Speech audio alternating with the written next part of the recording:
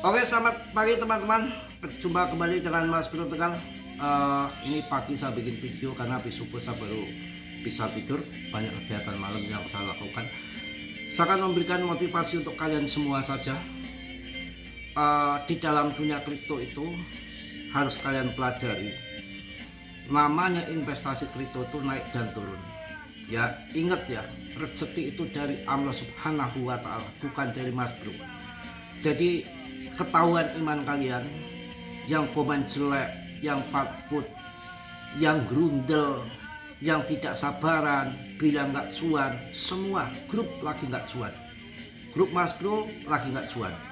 Grup yang lain juga koinnya sama lagi nggak cuan. Harus sabar, 2 tahun ini nggak ada yang cuan. Harus ngerti di dalam dunia kripto itu seperti apa. Kripto itu naik dan turun. Ada siang, ada malam. Ada di atas, ada di bawah. Ada perempuan, ada laki-laki. Ada duda, ada randa. Ada perawan, ada bujang. Semua berpasang-pasangan. Di kripto ada yang cuan luber, ada yang sangkut. Ada yang dolar memble, ada yang kaya raya. Tergantung kita mensikapi titik jual, titik beli harus pas. Apalagi hubungan dengan rezeki, kemudian kalian bermain kripto pikirannya kotor. Pikirannya kotor dalam arti marah-marah. Ikut Mas Bro gak cuan, marah-marah. Di kripto gak cuan, ngamuk-ngamuk. Komen busuk-busuk, jelek-jelek. Itu menandakan hati kalian kotor. Mohon maaf. Yang namanya becik ke titik olo ketoro. Kebusukan diumpetin yang kayak apapun pasti akan tercium. Busuknya Mas Bro mau diumpetin di apapun akan kecium. Kebaikan Mas Bro juga akan terbuka, juga akan kelihatan pelan-pelan. Nanti kita buktikan kalau udah RP1, RP2. Saya jelaskan di sini. Ada di grup saya yang bermain dari tahun 2023. Sudah cuan miliaran. Ngerti udah cuan miliaran? Positif cuan miliaran. Beli ini, beli ini, beli itu. Dan sisanya cuan masih punya 2 miliar koin. Apa yang terjadi? Bersyukur nggak? Kagak. Sangkut, ngeluh, kesel, jengkel. Padahal sudah ngalamin uang miliaran. Manusia tuh kurang terus. Padahal yang 2 miliar koin itu hasil cuan. Sekarang sangkut kok nangis. Itu yang namanya orang itu nggak ada cukupnya. Ada juga yang sudah cuan besar, beli ini beli itu. Begitu kena masalah pribadi ataupun apa, rungkat di janda ataupun rungkat di mana di koin lain, segala macam dadek bengek, ya kan? Tahu-tahu menyalahkan saya, tahu-tahu ngamuk-ngamuk, tahu-tahu nggak cuan, nggak beres analisanya Mas Bro, ini itu kan model apa yang seperti itu? Kadang di bawah, kadang di atas, kadang cuan, kadang enggak. Tahun 2026 itu sebetulnya udah merdeka. Merdeka dalam arti apa? Sudah selesai perang Palestina, dikatakan merdeka, 20.000 pasukan Indo menjaga di sana. Tahu-tahu tanggal 18 di Februari tepatnya istiking rodal dipasang tuan. Apakah perang itu akan selamanya? Akan berakhir. Ukraina sama Rusia perang, bla bla bla, hancur lebur, bangkit lagi. Ya toh, bukan hanya perang, BTC turun hancur, semua lari ke AI, Dep Cina, mana beritanya? Sudah nggak ada lagi toh. Itu naik turun permainan semua. Kemudian ada lagi BTC turun, hancur lagi, BlackRock hancur, usaha properti di Cina jadi kota hantu, ikut mempengaruhi investasi dunia. Mana lagi? Gak ada kan? Ada lagi pemerintah AS jual 4.000 BTC putnya, macam-macam. Kalau tidak perang diturunkan dengan yang namanya berita-berita ngibul.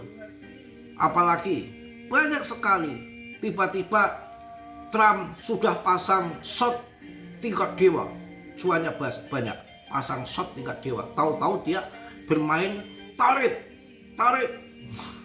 cerot ke bawah, wah cuan besar si Trump.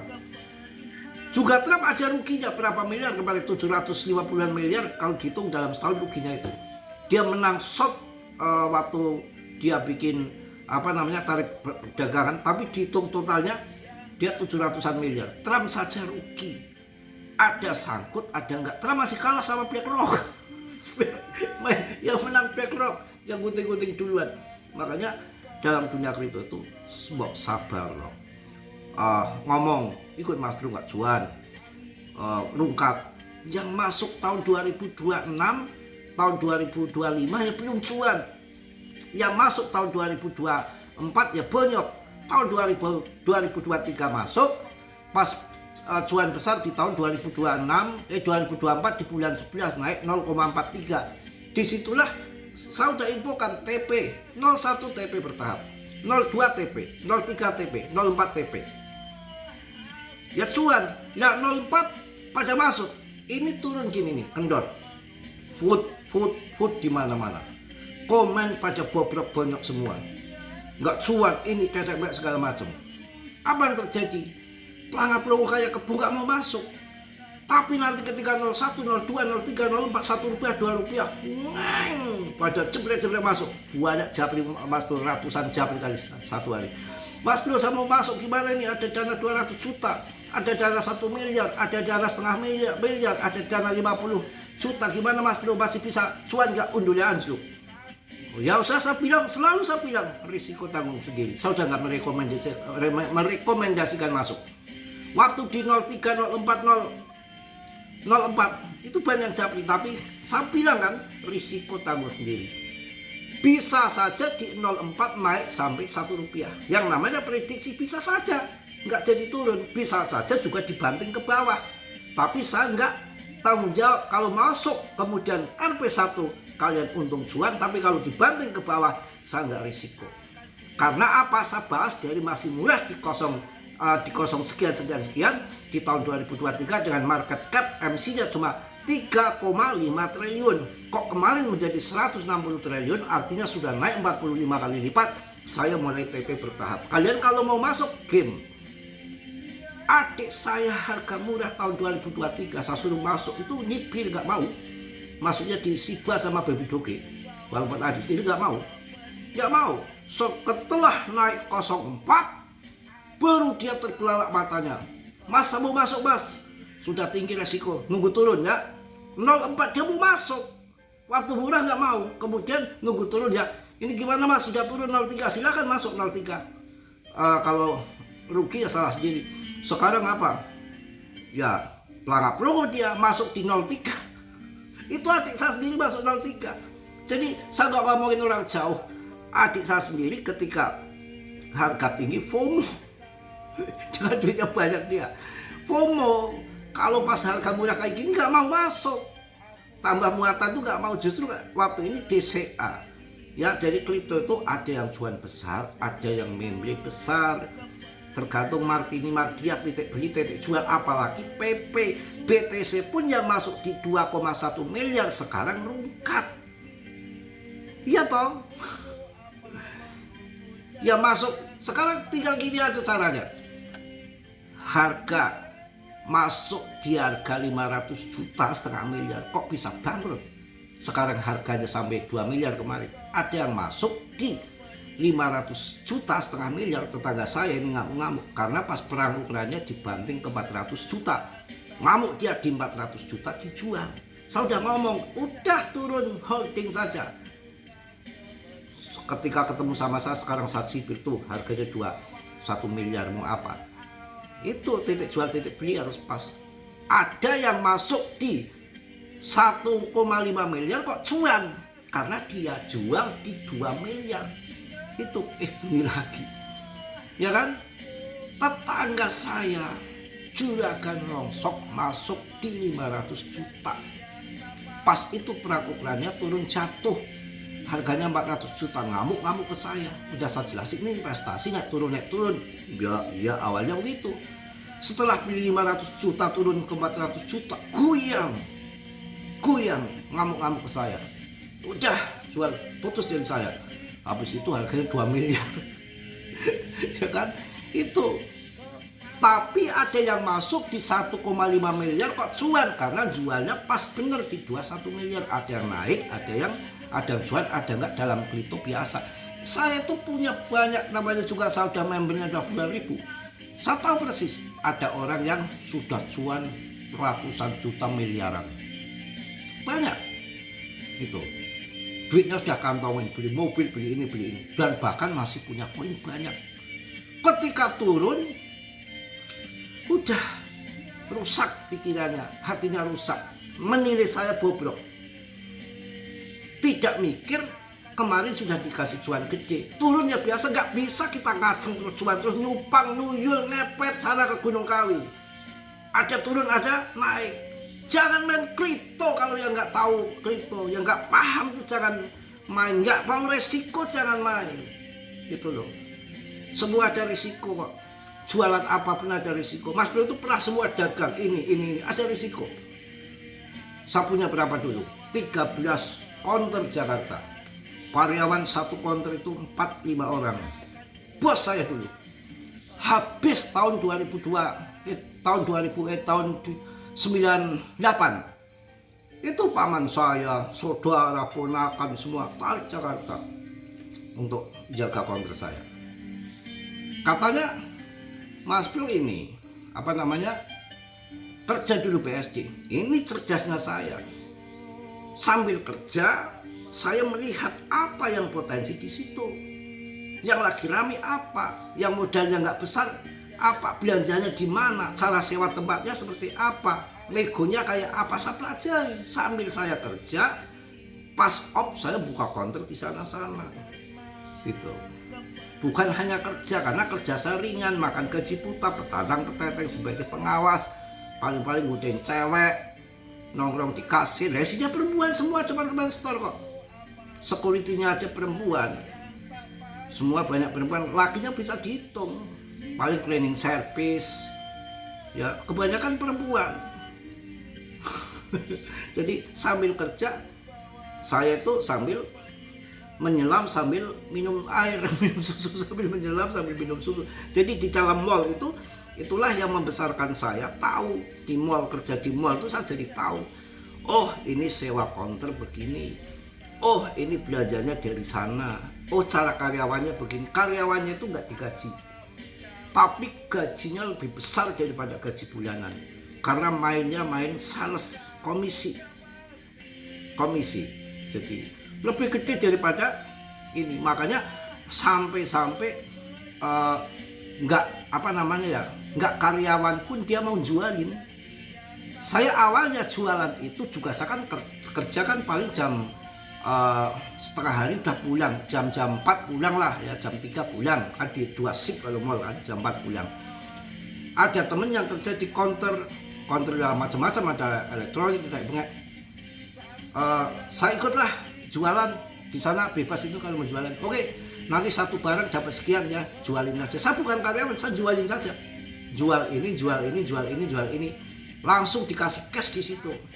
Karena jualan yang bukan asli dari punya perusahaan yang orang-orang jual konter perseorangan kayak saya, itu jualan apa itu nggak ada money management yang jelas. Artinya gini, saya bosnya, saya punya karyawan ada banyak.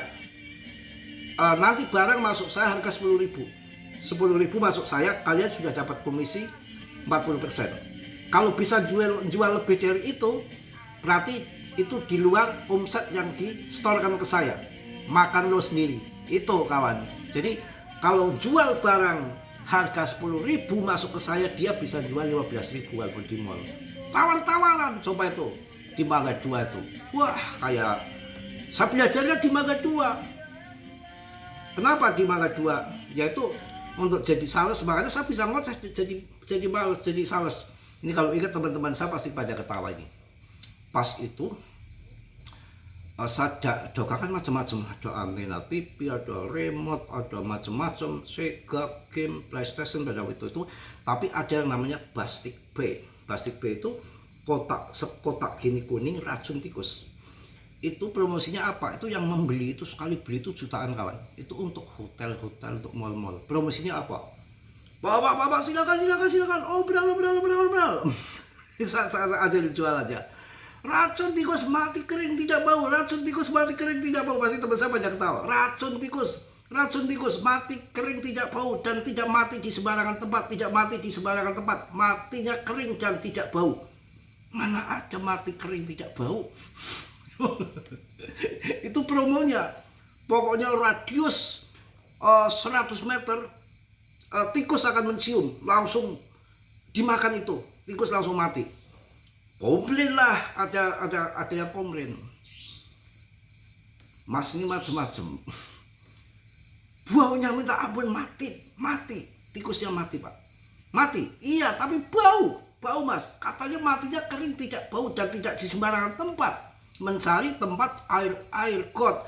Karena dia minum makan makanan racun tikus itu kan kering katanya. Kering jadi dia gerah mencari air, pasti akan ke got matinya kan. Promonya begitu. Pas itu datang ada ngamuk-ngamuk, Mas bro, ya bukan Mas bro, manggil sama Mas kan. Ini tikus Anda promonya itu matinya kering, tidak bau. Tikus di rumah saya, di kantor saya bau busuk semua. Bagaimana Anda menjelaskan ini semua? Kalem, ilmunya sudah ada. Bapak tahu nggak? Lihat nggak waktu tikus itu makan racun yang beli dari saya? Nggak tahu mas, saya kan lagi tidur. Nah itu makanya dikit. Makanya sedikit, nggak sesuai dengan badan tikusnya yang gede. Coba kasih makannya banyak pak, pasti kering. Masuk akal bagi dia kan. Oh begitu ya. Ya itu bapak kasihnya banyak pak, dikit kasih yang banyak. Ini ilmu dagang kawan ya. Jadi kalau saya dibilang Ipul, saya kerja di mall, security, pernah pengawas ya, counter, punya banyak karyawan. Jadi saya punya duit ya, enjoy. Nggak punya duit ya santai, karena dari persilatan oke, apapun oke. Jadi malam itu saya gunakan waktu-waktu untuk apa namanya di sana itu kegiatan yang positif, bukan minum mabok bukan. Saya ingat betul ya, punya teman namanya Pak Saparudin. Pak Saparudin itu, mohon maaf ya Pak Saparudin, mudah-mudahan sahabat saya. Saya salut sama beliau, sahabat saya orang Bogor, Jakarta. Setiap libur, saya kan opnya hari Jumat. Ditukar terus sama dia. Dia mau ke Kalijodo, mau ngelonte lah. Itu loh ya, saya tuh belum kenal lonte, dia mau ngelonte ya. Gimana sih, udah tenang, saya kasih gocap lo bro, itu kasih gocap saya ditukar ya buat jajan, bukan buat ngelonte. Lo tukeran ya opnya, saya mau pakai hari ini, mau ngelonte katanya. Loh emang enak ngelonte? Enak, ikut ya sapu. Ikut gitu ya. Saya betul-betul dikerasin sama dia. Saya aja yang sudah terlanjur. Lo masih muda, jangan rusak masa depan lo. Ingat ya, jangan ikuti jejak saya. Nanti sekali begitu lo bro akan ketagihan. Biar yang rusak saya saja. Lo jangan jadi orang rusak kayak saya. Masa Allah ini orang sesat, tukang lonte, tukang gitu, tapi sayang sama saya. Jangan sampai lo bro ngelakuin kayak saya. Itu yang nggak bisa saya lupakan, yang namanya Saparudin dari Bogor. Ini orang baik. Kalau orang yang jelek pasti, ayo bro saya bayarin, enak asik, naik pantat sama saya gitu kesananya. Ini saya salut sama dia, dan sampai sekarang saya menjaga apa omongan dia. Pahalanya pasti banyak dia ke saya. Membuat saya orang masih polos waktu di Jakarta nggak jadi rusak. Dia tukeran op terus terang mau ngelonte. Dulu kan ada Kalijodo, gocap saja udah dapat. Kalau sekarang kan udah bubar. Itu jadi ya kan namanya kita banyak teman, banyak mall itu orang yang apa namanya yang lonte itu ya. Kemudian perlu yang kalian tahu apa artinya saya baik dipandang mereka. Ini orang masih polos, orang baik, hatinya jangan sampai rusak. Kalau itu dari keamanan, dari kalau dulu ABRI, saya kenal semua, akrab semua, sampai rumahnya tahu, orangnya akrab tiap hari. Dulu itu di Mall BSD itu kan deket Kavaleri Arhanud Kemurang. Kemurang tuh sini. Priang arah ke Penanas yang mau ke Tangerang itu ada dulu Kavaleri dan Arhanud. Ya, di situ tempatnya ABRI. Kalau zaman Soeharto dulu itu satpam itu banyak yang setengahnya ABRI untuk backingan di situ. Artinya apa? Bebas nyabang karena dulu mungkin gajinya kecil, dia kerja sambil kerja di mall. Banyak masih pakai seragam. Kalau sekarang sudah nggak boleh, saya dengar. Dulu itu nyabang. ABRI itu dulu pulang kantor kan, pulang selesai kerja tugas dinas sebagai tentara, dia masuk ke mall. Jadi akrab semua tentara-tentara di sana itu. Makanya BSD Mall waktu penjarahan aman, 100% nggak kesentuh. Padahal Lipo Karawaci yang ada helikopternya, bosnya yang mewah kayak gitu terbakar. BSD aman, dekat Kavaleri Arhanud.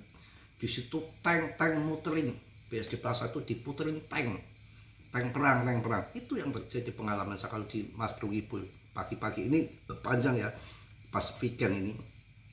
Mas Bro itu yang namanya lewat makam, habis latihan PSHT di Keponanas bertahun-tahun biasa. Makanya dengan malam ini udah kecil, dengan berbagai masalah menimpa Mas Bro itu dianggap kecil saja ya. Nanti kok Mas Bro katanya kerja di BSD, kok ada di Pamulang, kok ada di sini, nanti kalian curiga Ngibul kali ya, kok di Mangga 2 ini. Saya itu kerja tapi saya sambil buka counter di sana-sana. Hampir semua di Jakarta itu mall udah kesentuh saya kawan. Pondok Indah, Blok M Mall yang elit-elit dulu, Lipo Karawaci itu udah sewa stand di sana. Yang satu yang saya nggak bisa masuk itu hanya Mall Taman Anggrek. Dulu mewah banget, kayaknya perusahaan-perusahaan, dan saya lihat sales-salesnya SPG-nya cantik-cantik, pakaiannya di atas paha, tinggi banget. Jadi saya nggak masuk situ. Mau masuk aja saya udah seken liatnya, udah elit banget kayak di dulu Mall Taman Anggrek itu. Padahal saya masuk sampai Jakarta itu sampai lintas Cilegon ya sana ya, Banten Cilegon, ke selatannya Bogor sampai ke Bekasi. Kalau sampai Bekasi itu saya punya dihubungin sebagai customer resmi Ramayana, sama zaman hebatnya Ramayana sama Robinson. Ramayana Robinson kalau ada buka mall baru pasti Mas Bro dihubungin untuk buka pameran di sana. Itu dulu. Jadi mantep. Di BSD pun saya dapat jatah rumah itu ditempatin orang Kebumen. Saya punya sahabat orang Kebumen itu di Gombong tepatnya. Itu beli rumah itu dulu patungan kawan. Patungan. DP-nya sekarang udah jual miliaran kali ya. DP-nya itu sedang rumah bapak saya luas begitu, saya tuh gak tertarik, masih bujang juga, mau apaan ini rumah kayak gini, pakainya batako, sumurnya genjot kayak gitu kan, pakainya asbes. Di BSD setorannya 43.000, DP-nya 400.000, itu pun dibagi-bagi sama yang dibagi-bagi teman-teman kontrakan. Yuk ngambil rumah sana, kita punya uang berapa yuk untuk DP, karena jatah dapat dari BSD Plaza Mall itu kan punya Indo Realty Surya Persada kan, itu termasuk grup Indo itu kan, ada Indo Semen, Indo Food, Indosiar tuh dulu Salim grup itu dulu kan. Nah itu saya di situ mana dapat jatah istimewa. Ya itu yang cerdas lagi tuh. Saya punya teman dari Jogja juga. 1 tahun sebelum krisis itu, Mas Bro punya dolar nggak? Dolar aja saya nggak kenal gitu. Saya punya rupiah, buang ke dolar semua Mas Bro. Itu harga dolar itu masih 2.000-an kalau nggak salah. nanti akan naik tinggi mas, 15.000 sampai 20.000. Yang benar, tapi saya nggak ngeh pada waktu itu. Itu 1 tahun sebelum krisis. Kok dia tahu? Dia sarjana ekonomi dari UGM. Manajer saya, manajer saya di BSD Mall itu, dia tahu. Kenapa? Ini Salim tuh sudah pindah mata uang ke Singapura. Kan dikomplain pada waktu itu sama mahasiswa, perusahaan banyak di Indo, tapi mata uangnya dia pindah bukan pakai rupiah lagi, pakai Singapura, dolar Singapura, karena tahu mau krisis gitu loh. Saya nggak ngeh 1 tahun mau krisis tuh udah orang-orang cerdas tuh udah tidak dideteksi kawan. Semua itu bisa dimainkan. Ada hitung-hitungan matematika ABC 1 tambah 1 sama dengan 2. Ya ini harga murah begitu PP, hajar saja. Jadi saya pengalamannya luas, kalau makanya bisa bersandiwara saya. Dikipulin janda ya nggak bisa saya dikipulin. Mau sok ngaku pinter sama saya, sok berkerudung segala macam, tidak mengenai kalau kelakuannya ketahuan dari macam-macam itu ketahuan semua. Ya ada rencana. Kalau kemarin yang was kita tuh ngomong, Mas Bro tingkatkan ibadahnya. Ada sesuatu rencana yang besar untuk Mas Bro ke depan. Ya mudah-mudahan rencananya PP RP1, RP2. RP2 saya langsung terkenal mas, ya kawan. RP2 itu banyak yang akan menjanjikan dari penjuru dunia makan ke rumah saya ini. Kalau RP2 pada mau sungkem, mau ngasih upeti katanya. Langsung terkenal saya. Kalau nanti PP RP2 saya membahas konsisten sampai 3 tahun lebih. Mungkin itu yang saya sampaikan di pagi ini, banyak senang karena ini juga weekend, kalian bisa panjang lebar tonton yang positif diambil, yang buruk ditendang. Ini banyak cerita mengenai PP akan jadi besar, fundament sudah nggak perlu kalian ragukan lagi, nggak ada saingan, meme coin baru pada masuk mengatasnamakan PPA, PPB, artinya sudah nggak ada meme coin yang tenar, nama yang tenar, hanya satu PP yang kita punya, yang lain hanya abal-abal. Yang positif kalian ambil, yang buruk kalian tendang, tetap dia riset sendiri. Dalam dunia kripto berisiko tinggi, bisa cuan atau membre mendadak. Oke, salam dari Tegal Mas Bro. Assalamualaikum warahmatullahi wabarakatuh. PP, cas.